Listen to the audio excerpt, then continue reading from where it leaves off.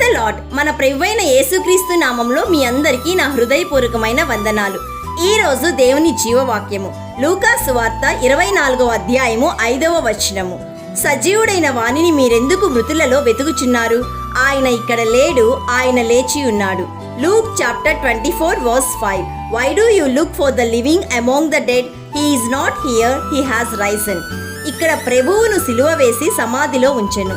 ఆదివారంన తెల్లవారుచుండగా కొందరు స్త్రీలు సుగంధ ద్రవ్యములను తీసుకుని సమాధి యొద్దకు వచ్చి సమాధి ముందర ఉండిన రాయి దొరలింపబడి ఉండుట చూచి లోపలికి వెళ్ళిరి గాని ప్రభువైన యేసు దేహం వారికి కనబడలేదు.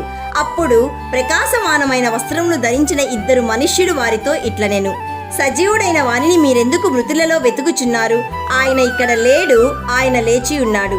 మనుష్య కుమారుడు పాపిష్ఠులైన మనుషుల చేతికి అప్పగింపబడి సిలువ వేయబడి 3వ దినము లేచుట అగత్యమని లేఖనములు నెరవేరెను.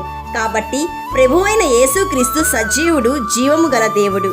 ప్రియ సహోదరి సహోదరుడా, దేవుళ్ళుగా దేవతలుగా పిలువబడుతున్న అనేక మంది సమాధులు మూసి ఉన్నాయి. అయితే యేసయ్య సమాధి నేటికీ తెరవబడి ఉంది. ఆయన అన్నిటికంటే ముందుగా ఉన్నవాడు. ఆయనే సమస్తమునకు ఆధారభూతుడు.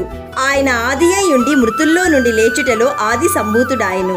My dear friend, Jesus died and rose again. Through his death and resurrection, we received forgiveness and we received eternal life. ప్రియ సహోదరి సహోదరుడా, ఈరోజు యేసయ్య పునరుద్ధానపు శక్తి నీలో నాలో మనందరిలో ఉండాలని మేము ప్రార్థిస్తున్నాము.